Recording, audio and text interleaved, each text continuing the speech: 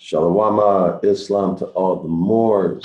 Here we go with the next in the video series, the Gospels and the Zodiac. Shalom, Islam to all the Moors. All right, Gospels and the Zodiac, y'all. The secret truth about JC. Let me check the volume. Hold on. Let me check the volume. Give me one moment. Here's the book. All right. So give me one moment. All right. Okay, we're good. Give me a second here. Like and share the video, y'all. Like and share the video. If you've been here before and you didn't like and share the video, like and share it now. All right. Subscribe if you haven't already. If this is your second, third, fourth, 10th time coming, and you haven't subscribed, please don't do so now. All right, so here we are. We're going to get back into it. Aries, Mark chapter 1 through chapter 3, verse 35.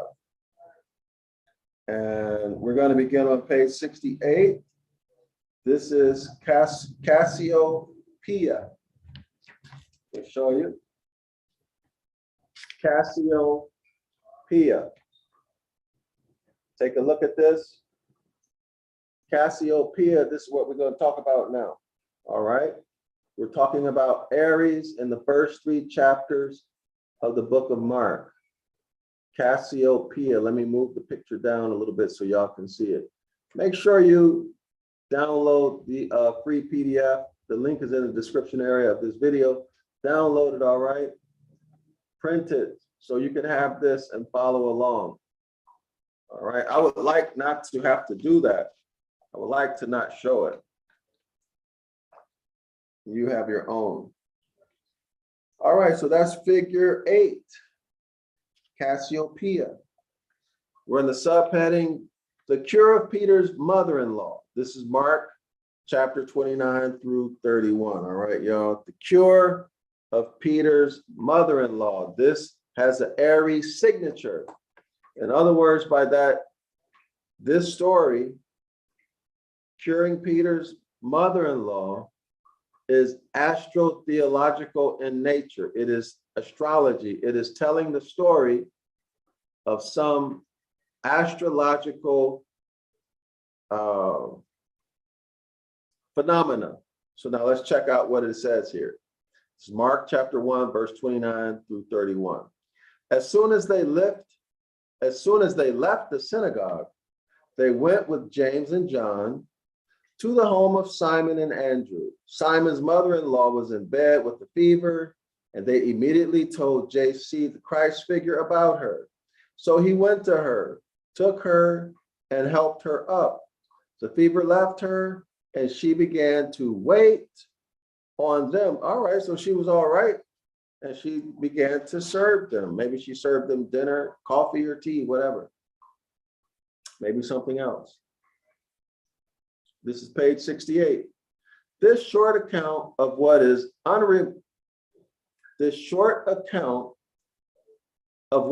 an unremarkable cure of an unnamed woman reads like an actual reminiscence, and many have assumed that it appears here because Peter was the source. Peter was the source. It appears here at Mark chapter 1, verse 29 through 31, because Peter was the source of Mark's information. Y'all got that? Peter was the source. So in other words, Mark got his information from Peter. But the matter of factness of the story is deceptive. It's deceptive, since it reflects in a rather amusing way the constellation Cassiopeia, one of the deacons of Aries. Now, a deacon of Aries means that this constellation is located near Aries. It is not a part of the zodiac sign Aries or the Aries constellation, but it is located near, it's next to, near Aries, all right? The mythological Cassiopeia was the wife of Cepheus and the mother of Andromeda, whom Perseus had married after releasing her from the rock to which she had been chained by the sea, S-E-A, by the sea deity Poseidon. All right, so we're back in the sea. Here we find what? The Dogon. We're getting into Dogon worship. Because her vanity and arrogance was placed so close to the pole that she appears to be lying prone. As Milton has it, and second Penseroso, second Penseroso. And we read, that starred Ethiopian, that starred, that heavenly Ethiopian queen that strove to set her beauty's praise above the sea nymphs, S-E-A hyphen N-Y-M-P-H-S, the sea nymphs and their power offended. What are the sea nymphs? These are half man, half woman, half fish. Half woman, half fish. Here it is, Dogon.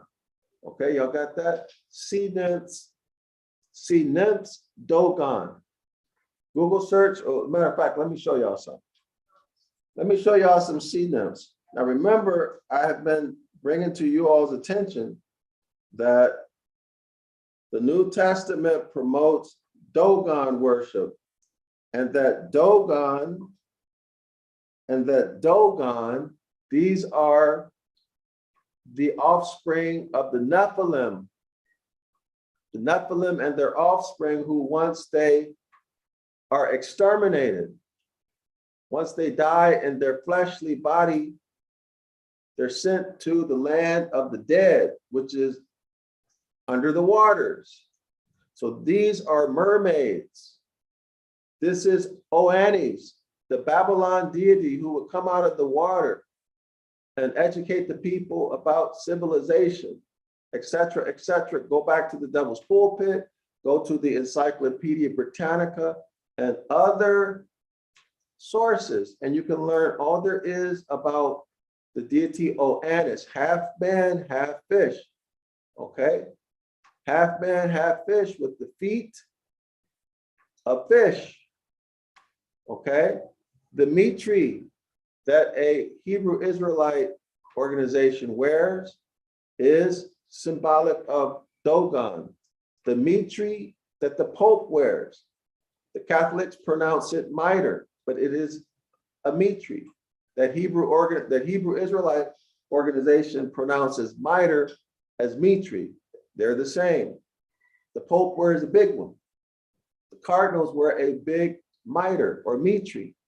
There's a big religion in the eastern part of the world. They also wear a mitre or mitri. Y'all follow me? These are the Raphaim, the offspring of the Nephilim. These are Dogon, Oannes. Now let me show you some of the female. All right. Take a look at that. Can y'all see that? Google search sea nymph, S-E-A space N-Y-M-P-H-S,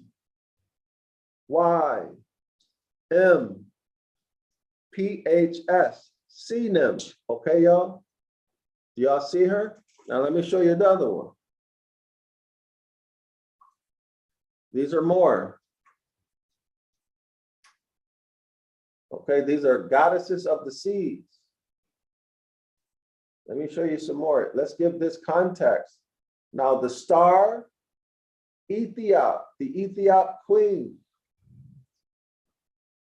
The Ethiop queen, according to the text, that starred Ethiop queen that strove to set beauty's praise above the sea nymphs, and their power offended. So the Ethiop queen, that star, tried to become more beautiful than these sea nymphs. Okay, and then the sea nymphs were offended. Okay, the sea nymphs were offended. So we're talking about Cassiopeia, y'all. Now, it is an Ethiopian star, but the image in the book, as y'all saw, appears to be a hybrid troglodyte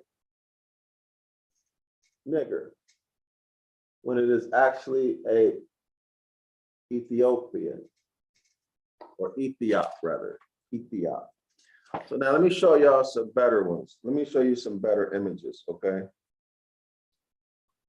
Give me 1 second. I hope y'all can really appreciate what I'm doing here. I really hope you can appreciate it. Put 2 and 2 together. All right. Decide who you want to be. Pick a team, as they say. Pick a team. Pick whose side you want to be on. Give me 1 minute. Do you want to be, if you're Genesis chapter 2, more from the House of Yasharala? Do you want to return to nature? All right, so this is better stuff. Or do you want to be a part of that dead system? Okay. Do you want to be a part of corporate religion, out of harmony with nature, in the dead state? Huh?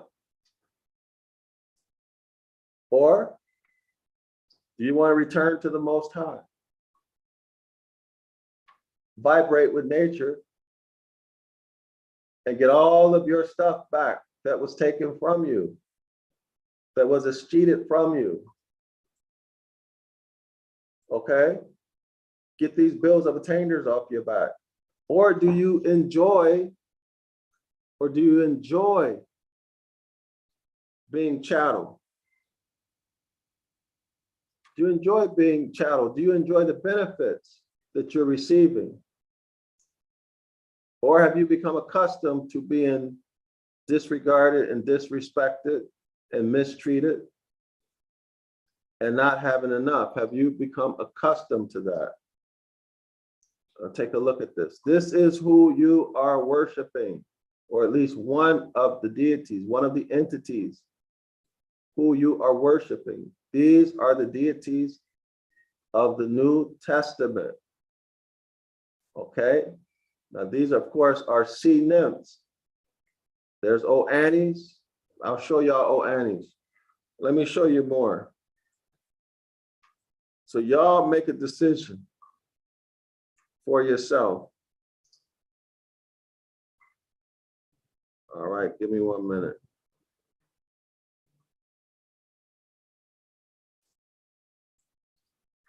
Oh boy. Long day for me, y'all. Very long day for me. Let's see if I got something good here. Okay. Take a look here. Take a look at these images. I'm going to show Oannes, and I'm going to show Dogon, and then we're going to move on. So if you are involved in, if you are following the New Testament, say hello to the Raphaim, whose physical bodies have expired and who are now living in the seas and who are controlling the planet through religion. So you can say hello to your deities. Okay? This is what you want. Rather than you be the power, Psalms 82:6, and you look inside and you start to express higher self thoughts and behaviors, or you continue doing what you're doing. Looking to these external deities who behind the scenes, these are the ones who are controlling you. All right. You cannot say you don't know. Now here it is again. Now I've told you, I've shown you. And if you say, no, you didn't show me, I would tell you to go back and watch all my videos. All right? Go back and watch all my videos. You have no excuse. Pick a team. Let me show you Annies. All right? Oannes. Annie's fish god. This is half man, half human. Here it is. This is Annie's. We saw the feminine, the female, right? We saw the female, the sea nymph. Now here's Annie's. This is the male. Pick a side. You want to be ruled by these creatures? These Nephilim, Raphaim, Dogons? Or do you want to be the power of your own life? This is New Testament. These are the deities that you're calling on, that are behind JC, that are behind YHWH. Okay? Here you go. This is Annie's. Take a look at that. This is your New Testament deity. You Christians and Hebrew Israelites. Okay? Pisces. JC is a fisher of men. All right?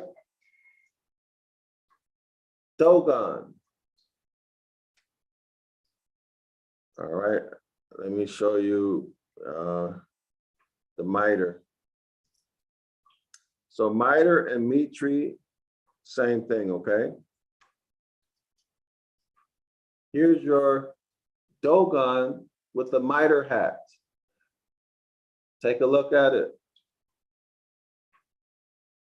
New Testament deity.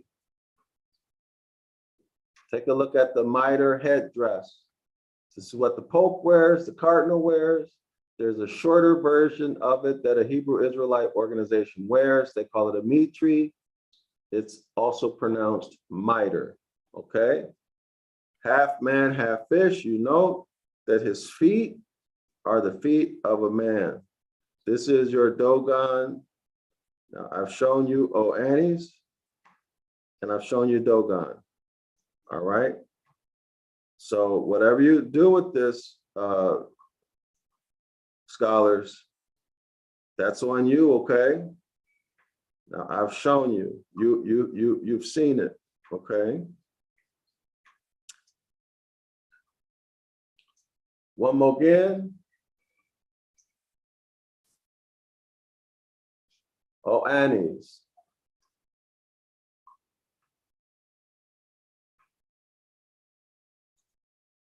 Annie's.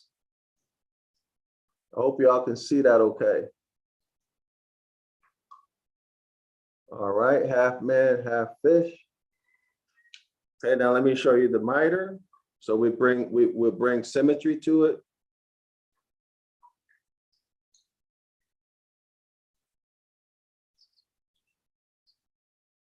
Let's show the symmetry. In one moment. Here is the mitre or mitri worn by the Catholic Church and a big religious organization in Asia. This is the mitre, the mitri. This is in honor of Dogon. You see that is a fish head. See the mouth of the fish? Can y'all see that? Let me lift it up a little bit so you can see it. I hope y'all can see it. Okay, Let's see if there's anything else. Oh, wait. So anyway, y'all, here's the Pope with his mitre. I'm not going to show the Hebrew Israelite organization who wears it. Okay, I'm not going to show it. Y'all can research that on your own. There's the Pope wearing his mitre in homage, in worshipful veneration of the Dogon, of the Raphaim, of the Nephilim. They are still ruling the earth. Okay. Last time.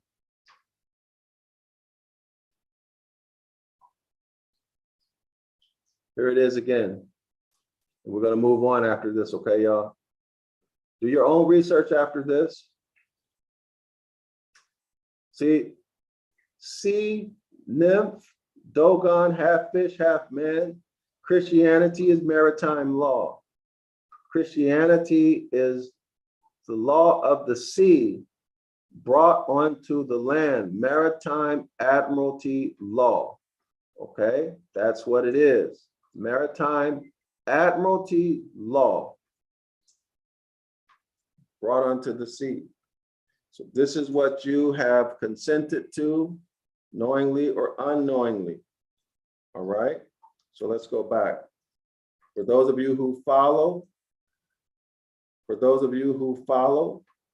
like and share the video, y'all. Put something in, tell me, let me know what you think. Put some comments in the comment section. Have y'all heard about this before outside of me?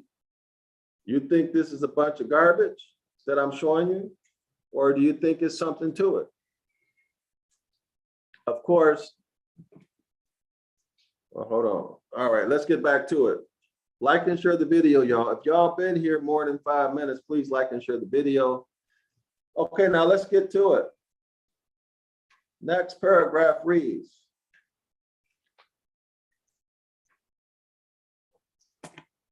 Aratos, A-R-A-T-O-S, Aratos, describing the shape of this early identifiable constellation 2.5 centuries before the Christian era. Y'all got that? 250 years before the Christian era. This constellation, Cassiopeia, was described, but we know it existed and they described it long before then. But the point is, they knew about it before there ever was a JC. Okay? Said that she no longer sits comfortably on her throne. Here's Cassiopeia on her throne. Take a look at this. Here is Cassiopeia sitting on her throne. Take a look at this. All right, I'm gonna move it down so I can know. So there's a delay, y'all. So if y'all looking at it for a long time, there's a delay. So I have to wait. All right, there it is. Okay, Cassiopeia sitting on her throne.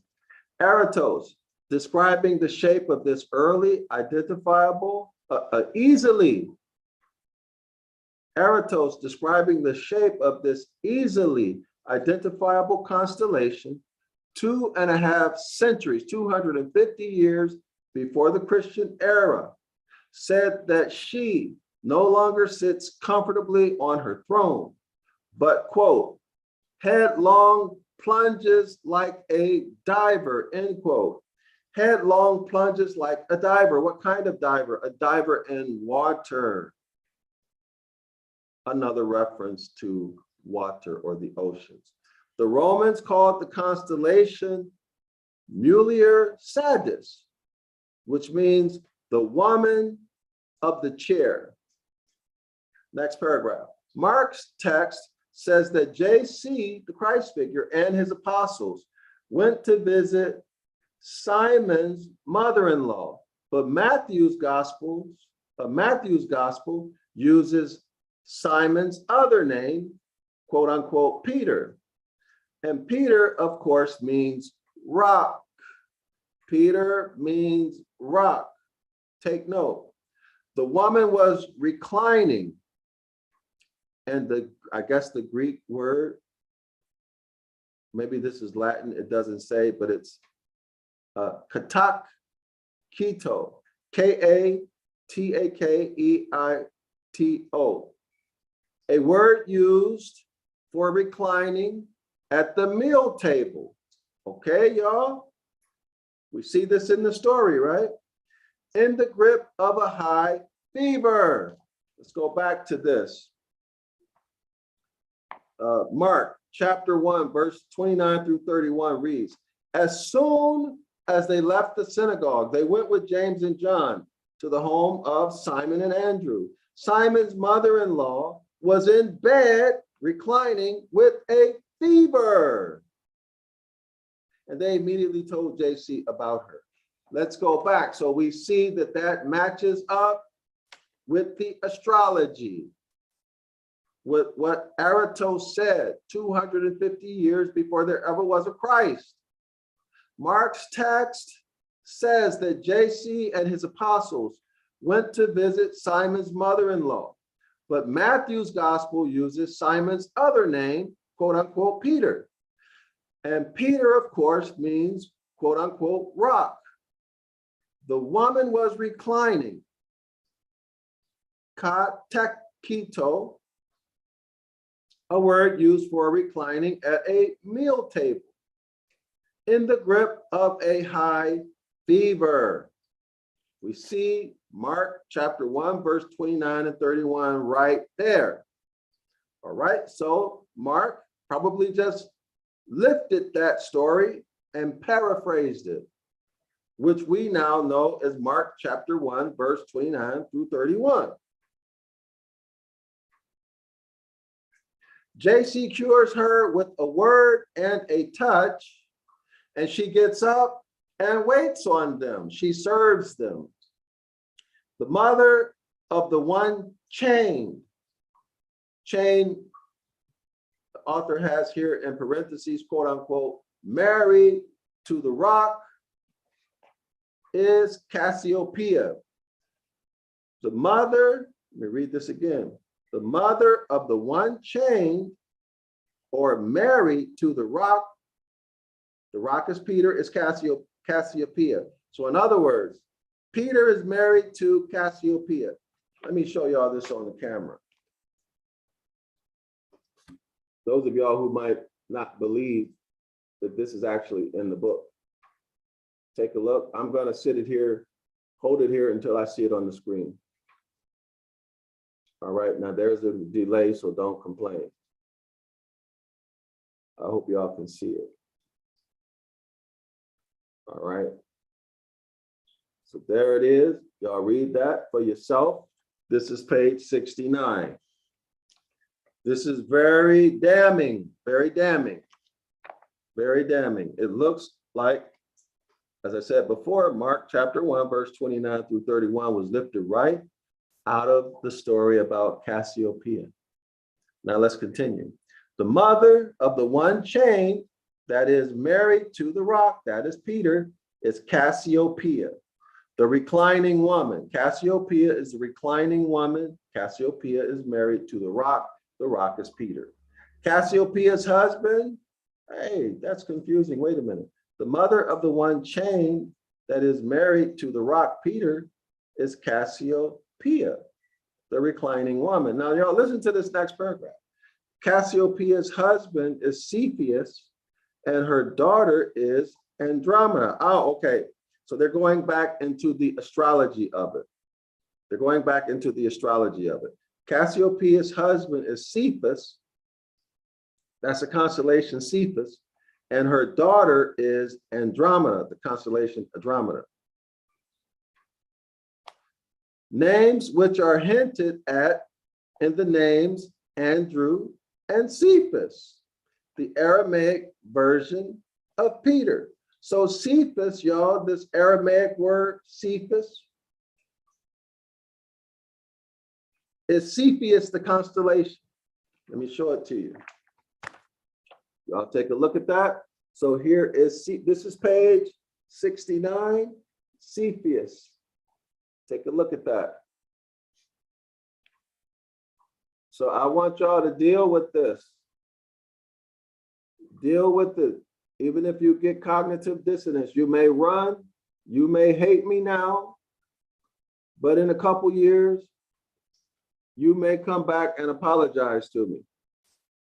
Cepheus here. Take a look. Y'all see that? See how they did that? Playing with words, playing with metaphors, creating characters, narrative transportation. All right, they lifted this story right out of the astrological record and then remixed it, wrote it into a story, and then they created evidence, which includes archaeological findings, documents, temples, temple remains, coins, all kinds of relics, all for the purpose of what? Giving you evidence to believe, giving you evidence to believe that the Gospels are real. That is narrative transportation. All right. Watch the video that I did with Sanetta. It's on my Zion Law School on YouTube homepage. Watch that video. All right. Watch that video. You'll see that the New Testament story, all of it is impossible. You'll see very convincing evidence straight from the law. All right. And straight from their own records. So let me repeat it again. Let me read this again. Cassiopeia's husband is Cepheus, Cepheus, and her daughter is Andromeda. Names which are hinted at in the names of Andrew. Andromeda, Andrew, Andromeda, Andrew. Andromeda, Andrew. Andromeda, Andrew. Andromeda, Andrew. Cassiopeia's husband is Cepheus, Cepheus, and her daughter is Andromeda. Names which are hinted at in the names of Andrew, Andromeda, Andrew, Andromeda, and Cephas, Cephas, Cephas, Cephas, Cepheus, Cepheus, Cepheus.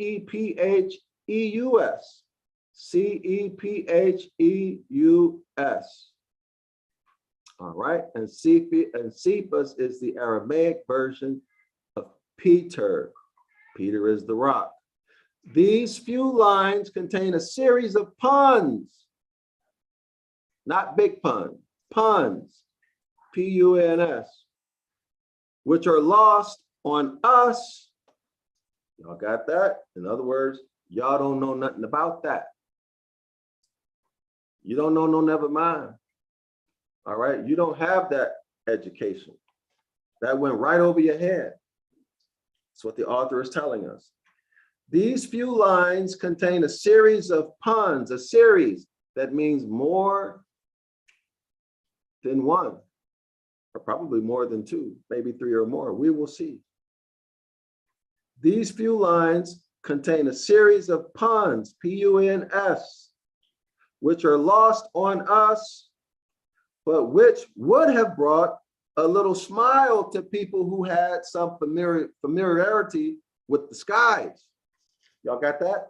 Remember the Devil's Pulpit talked about being lost in the wilderness? You look up into the sky, all right? You look in the sky at night. It looks like a bunch of shimmering lights. You don't see anything. You don't see any patterns. You look up, it's just shimmering lights everywhere. You don't recognize any patterns. You're lost in the wilderness, according to the Reverend Robert Taylor in the Devil's Pulpit. Go back and watch it. However, However, if you receive an education and you are able to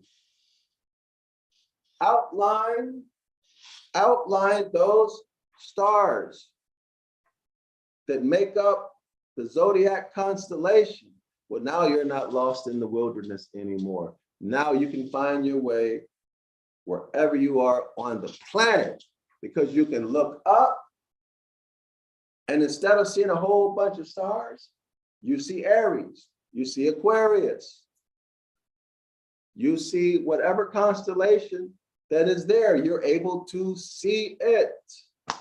All right. So because you don't have that knowledge, you don't get it. Y'all got what I'm saying? You don't have the knowledge, therefore you don't understand. Is it clear? You missed it. You missed this text. Mark 1:29 is right in your face. Mark 1:29 through 31 is right in your face, according to the author. Right? So my people truly are destroyed for a lack of knowledge, a lack of knowledge of nature, a lack of knowledge of natural law, both physical, which would include chemistry, biology, physics, cosmology, astrology, astronomy, right? And the laws that govern consciousness. Let's continue. These few lines contain a series of puns which are lost on us. But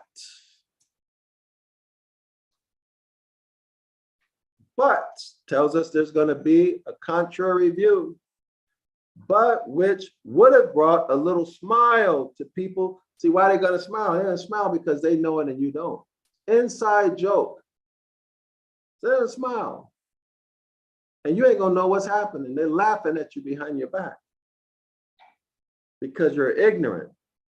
You're arguing about the meaning of verses and dogma, religious doctrine. And in their eyes, you're an idiot. You're a complete fool, and they got you. See that? They got you. Precept upon precept. All right, precept that out.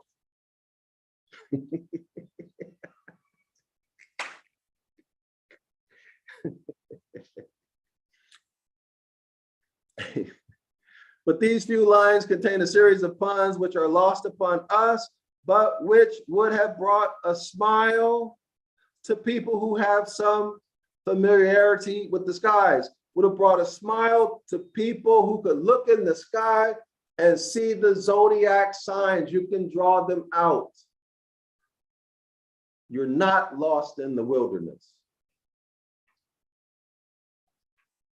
The transvaluative spiritual message, see page 17, is clear. 2, by rising up and serving JC, the Christ figure, and his friends, she, that is Peter's mother, is shown to be released from both the ancient curse and the arrogance which originally provoked it.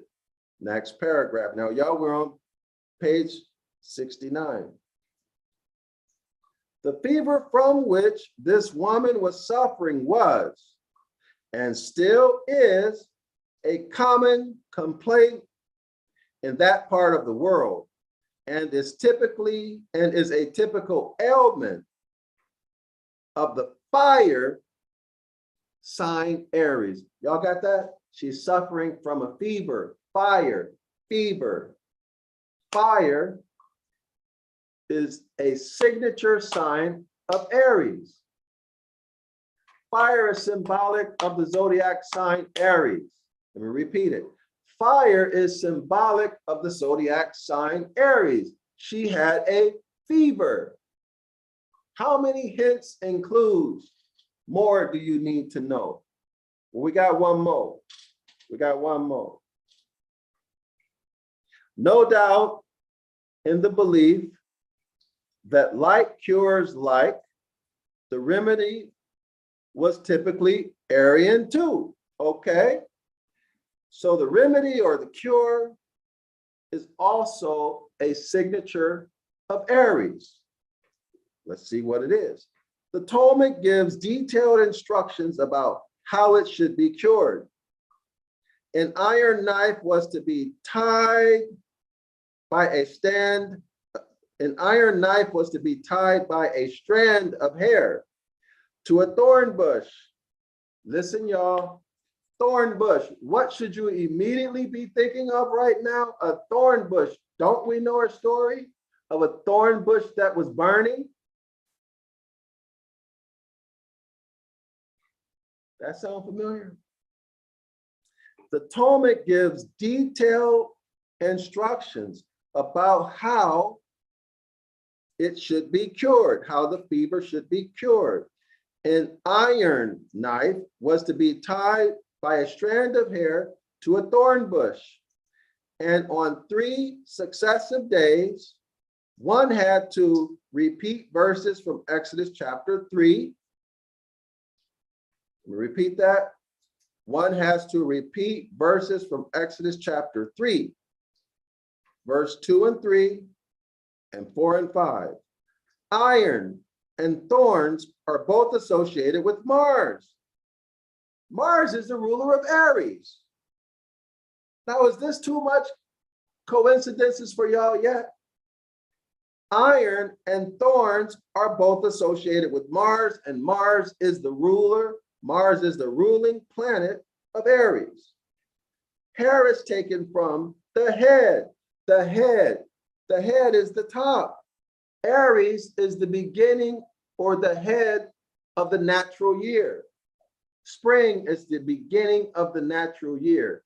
Aries is the head or the beginning.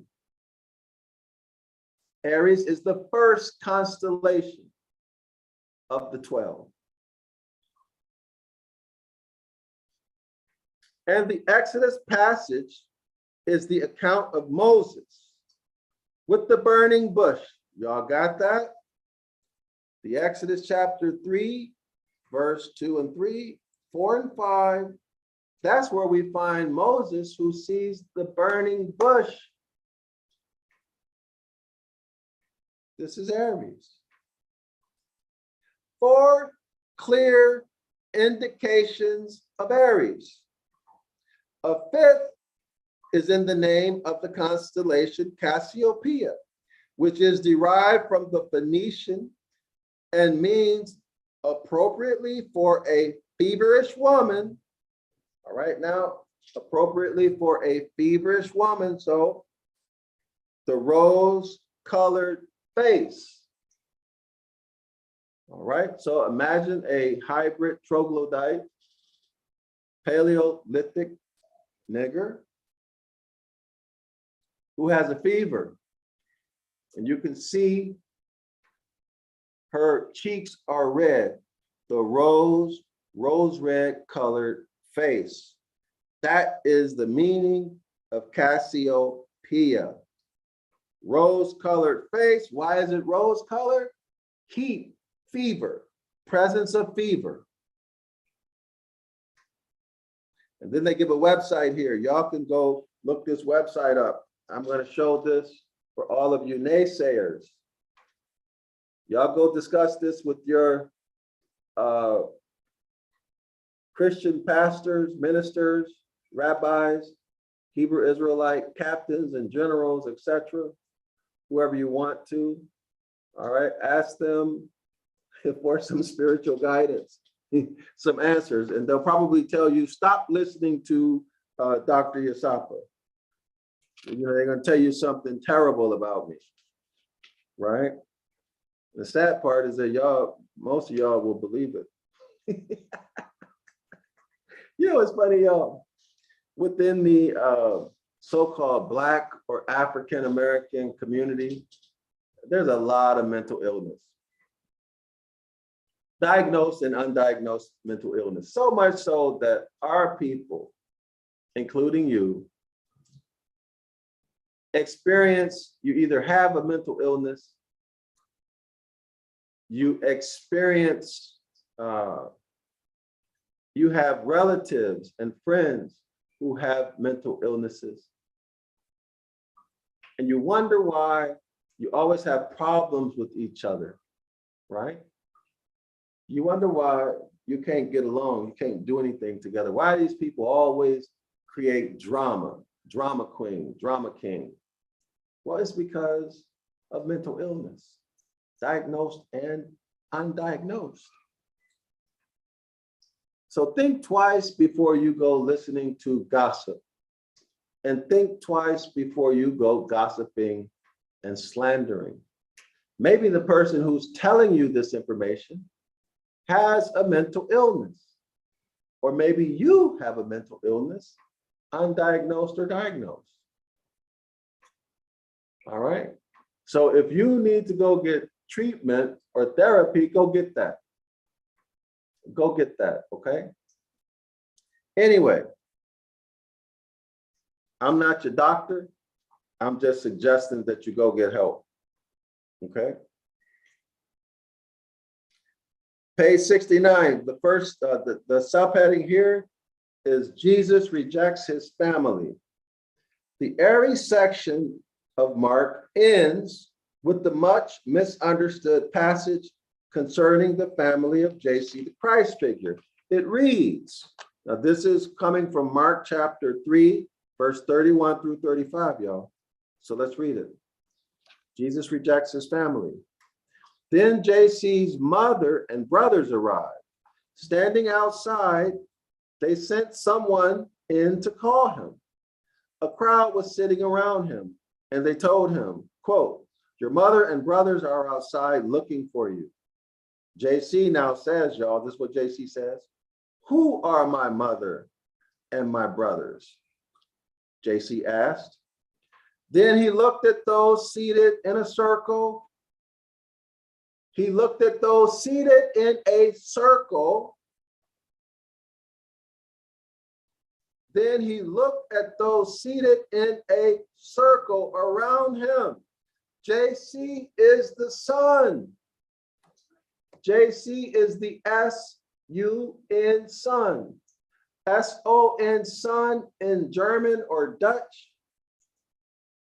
S-O-N, son, is that disc in the sky. S-O-N, son in German or Dutch, maybe another European language too. S-O-N, sun is the disc in the sky that comes up, that rises every morning and sets every evening. S-U-N, sun, S-O-N, sun, they're both the same. All right, and we're taking a linguistics analysis, etymological analysis, all right? JC is the sun. There is a circle of constellations, a zodiac, all right? Here's the sun, here's a constellation. Okay, let's say this is Aries. I hope y'all can see that. The sun is in the house of Aries. Let's say this is Taurus. This is Taurus, okay? Taurus. Now the sun is in the house of Taurus. Y'all see that? So on and so forth. The sun is in the center and a circle around it. Who are my mother and my brothers? He asked. Then he looked at those seated in a circle around him and said, here are my mother and my brothers. Whoever does the will, whoever does capital God's will is my mother or is my brother and my sister and mother. Mark chapter 3, verse 31 through 35. Commentators have had difficulty with this passage because no amount of glossing can explain the callousness which JC the Christ figure seems to display.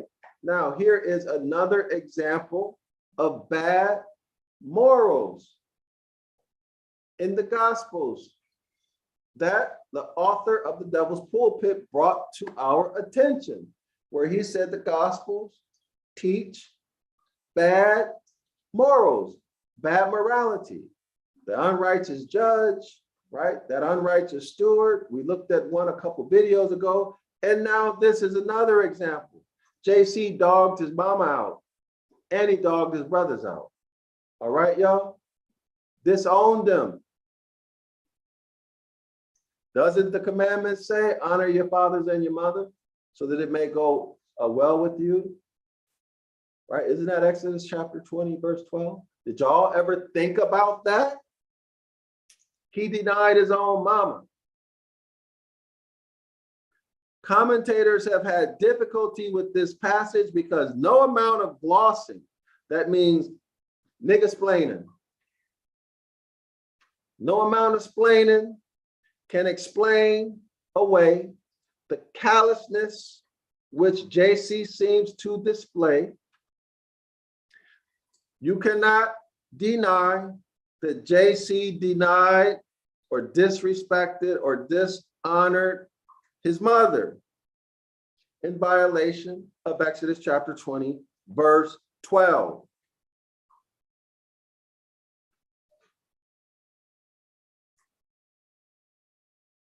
If it is a genuine historical incident, then JC, the Christ figure, shows a disregard for his family.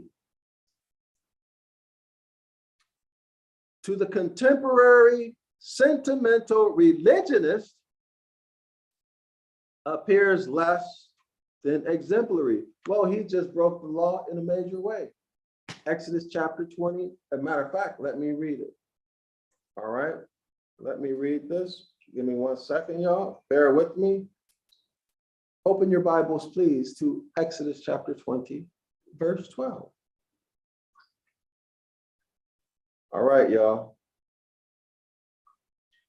Like and share the video, y'all. This might be very difficult for some of y'all to handle, the way I'm presenting this information, but it is what it is. Deal with it, all right? It's like taking medicine. Sometimes it don't taste good, but you gotta take it.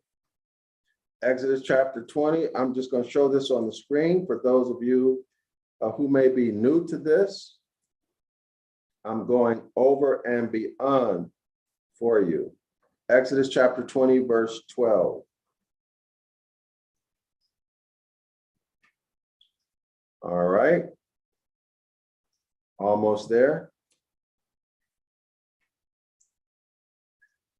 Exodus chapter 20, verse 12. Here we are, Exodus chapter 20, verse 12. This is in the NIV. I'm going to show it in the KJV too. Y'all see that?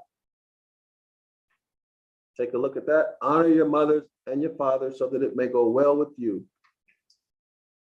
Let me raise that up a little bit. I'm trying to see y'all. Hold on. Sorry, I can't see it. And there's a delay. So bear with me. Bear with me. Honor your fathers and your mothers. Hold on. There we go. I think y'all can see the whole thing now. So let me hold it here so the camera can adjust to it. In 1 second, take a look at that. Y'all go back and ask y'all rabbis and moshes and officers and captains and generals to explain this one to you without doing some metaphorical spiritual stuff. All right. Do y'all see that? All right, that's one of the 10 commandments. JC broke it. Here we are. He dishonored his mama. Next paragraph. But we do not need to interpret it in this way. Uh-oh, here we go. Here come the BS, y'all. Instead, we can view it as a symbolic rejection of all those inherited influences which subtly inhibit any attempt we make to discover our own unique calling. Now, y'all see that? Through his metaphor, he just completely changed what happened. You guys see how important language is now? Do you see how important language is? And your paradigm, okay? He went abstract and imagined, okay? Whereas we're looking at it for what the text says, for its literal meaning, and then we're looking at the law. Honor your ancient foremothers and forefathers so that it may go well with you on the earth which the Most High, your power, has given you. That's the law, right? It is what it is. And we look at it and do our analysis based upon that. We don't do any type of metaphorical stuff and explaining, okay? But this is what Christianity does, and Hebrew Israelite Christians. I'm not saying all. I'm saying those who do or may subscribe to this methodology, okay, of creating abstracts and metaphors and imagining things to come up with their own reasoning to make everything make sense. According to what? Their belief system, their doctrine. The family is the carrier of culture. Y'all hear that? The family is the carrier of culture. Now, we read in the book on natural law that the etymological meaning of law goes back to the lectures of your ancestors. It's what's being referred to here by the family. It's a family line, right? A family line. Their lectures, do this and don't do that. Be careful about this, okay? The family is the carrier of culture. That includes language and commerce and constitutions. Y'all got that? That's included as part of the culture. These are things that can be passed from one generation to the next. Hereditament, titles of nobility. The family is the carrier of culture, and we are encouraged to obey the family's voice. That's obey the law, y'all. Obey the lectures of your ancient foremothers and forefathers. Live according to the principles of your ancient foremothers and forefathers. Honor your mothers and your fathers. The family is the carrier of culture, and we are encouraged to obey its voice as we set the goals of our life. Okay, so when you fail to keep that contract, when you break the law, as JC did in Mark chapter 3, verse 31 through 35,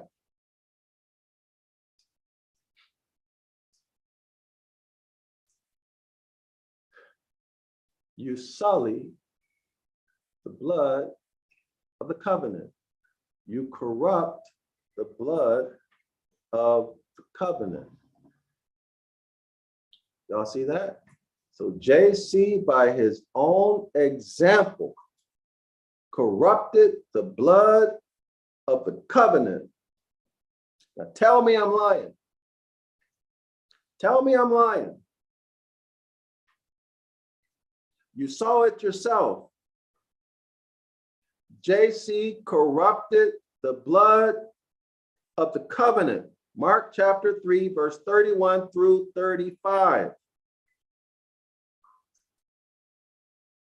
Hence and therefore, you're living, walking his lifestyle, his morality. You're also, by following the example set forth in the New Testament, sullying the blood of the covenant, therefore you get the curses. You get the punishments. You get the poverty, the sickness, the death, the disease, the horrible family relations, all those things that are listed in Deuteronomy chapter 28, 15 through 68, etc., etc., etc. Because you have corrupted the blood of the covenant, you are being excheated, turned, and slapped by the Christian black codes and bills of attainder, and you deserve it. By contract, because contracts must be performed.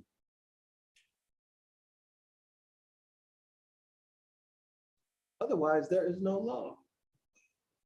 Otherwise, there is no law.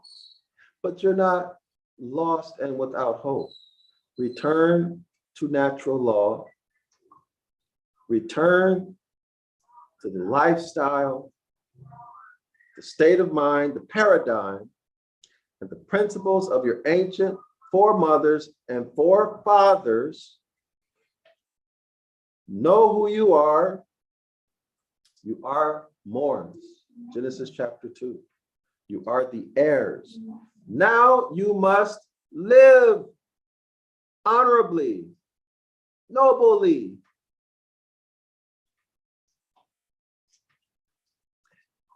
Refusal to conform takes enormous courage.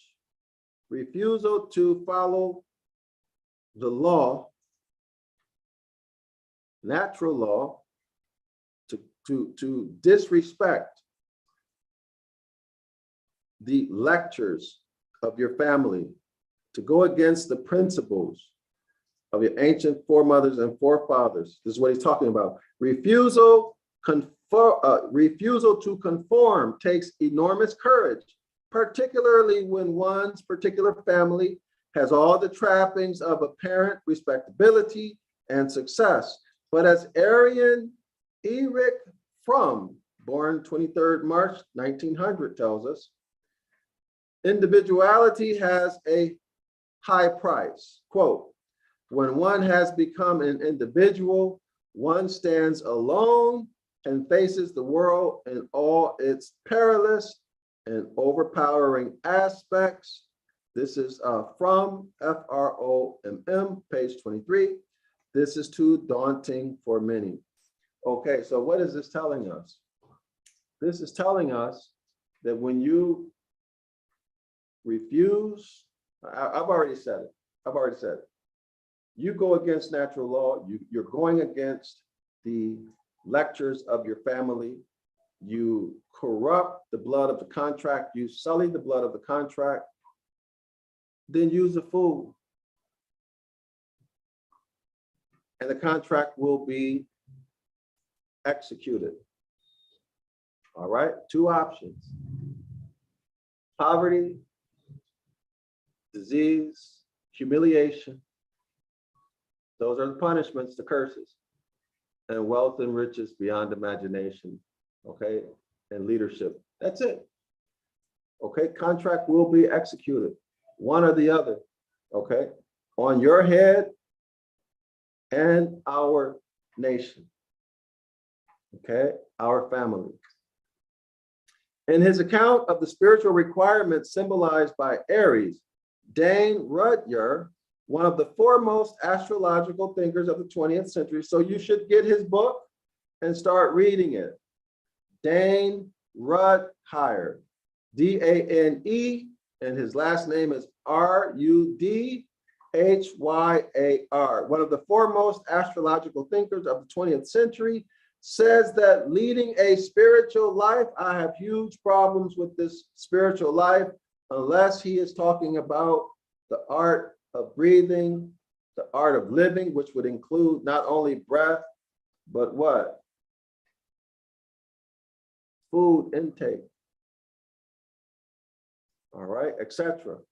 Which, whatever else it is a life of genuine discovery or genuine self-discovery of establishing individuality. It's never easy because it implies an emergence from usually quite binding and possessive psychic and social matrices, family, culture, religion, tradition, way of life. Why don't we throw in there following natural law, following the Most High's commandment? Those are equivalent statements. They mean the same thing. All right, this is a quote from Rutger, page 64. And this will often involve strenuous confrontation. Y'all got that? So in the beginning, when this stuff first started happening, it was difficult for people to go against the Most High's laws. It was difficult to go against natural law. Why? Because common sense tells you not to. So the people had to be conditioned to ignore natural law. And then their young ones, their kinfolk, were educated, conditioned to ignore natural law. How about animal husbandry education? How about that? How about that? How about connotative linguistics? How about this idea that you should have the hybrid troglodyte Paleolithic colonist nigger come to your home, to your community, and solve your problems for you instead of you and those who are close to you solving your own problems? Unnatural. But y'all call 911 in a red hot minute, won't y'all? Even though you know when they get there, somebody going to jail and somebody might get shot or even killed. Y'all know it, but you still do it because you're out of your minds, Black people. I'm talking about as a whole. The first 3 chapters of Mark dramatically describe the qualities required to effect just such an emergence from restrictive social ties. Y'all got that? Mark is telling you how to what? How to break the law. How to break the law. How to transition from following natural law, the Most High's commandments, how to transition from that into maritime admiralty law. How to transition from being the rightful heir, the sovereign, into being the chattel servant, the chattel, the beast, the debtor. Okay, this is what the Gospels are conditioning and teaching you to do and be. The first 3 chapters of Mark dramatically describe the qualities required to effect just such an emergence from restrictive social ties. And I might add that following natural law is not restrictive, but liberating. Because when you live in harmony with nature, everything goes well. Now, you might not like it, but the whole system has been designed such that when you live in harmony with nature, you get rewarded, not just a little bit, but geometrically. All right, you get geometric rewards. When you go against nature, you will be punished in direct proportion of your offense against natural law, period. Y'all are getting Christianity and what it is right here today. They are qualities displayed by an archetypical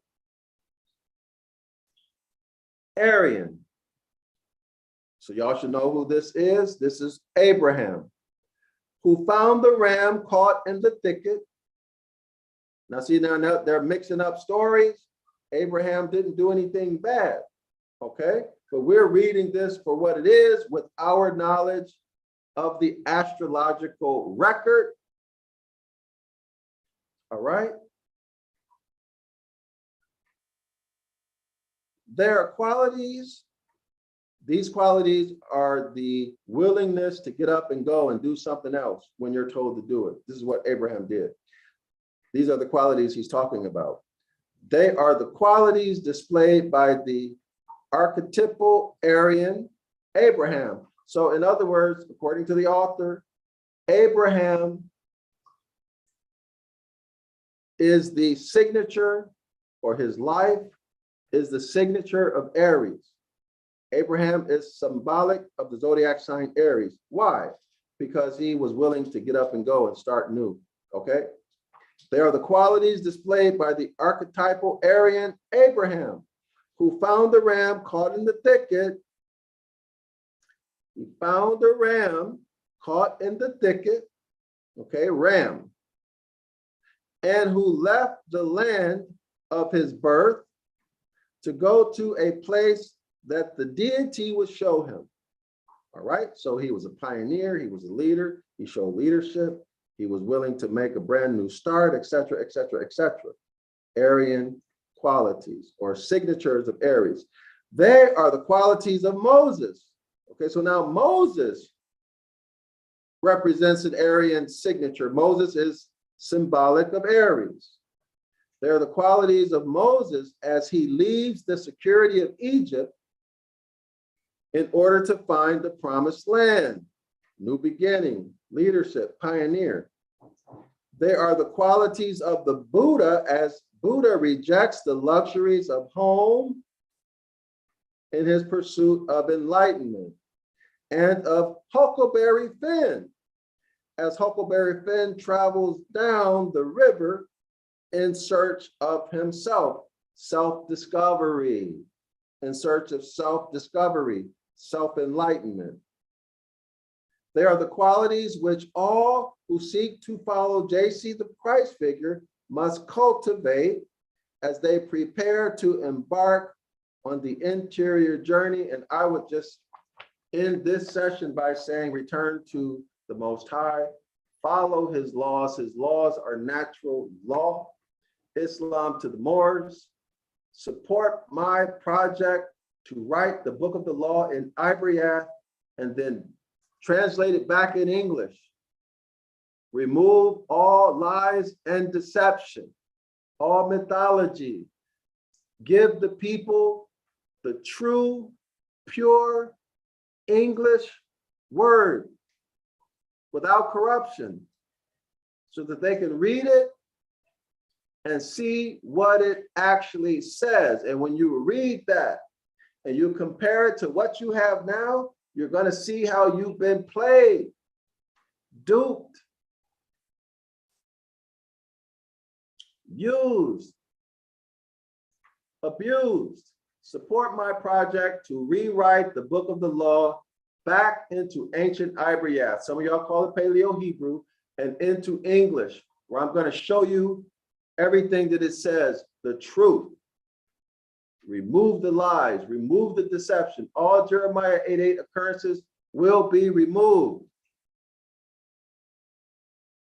And you'll see in English exactly what it says in Ibaryath for yourself. And any scholar who's familiar with the topic, if they have an alternative view, you're welcome to put your information in a footnote.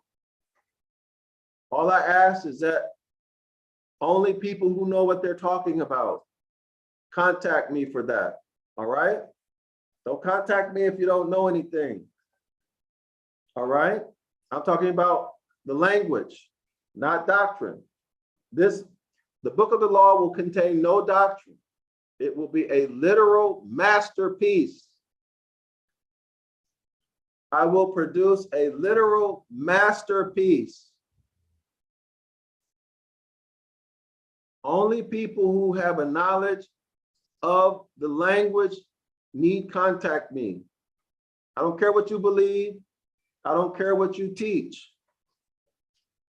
I'm not afraid to put anybody associated with any organization in that work, in the footnote. Okay? The whole idea of this is to give our people the book of the law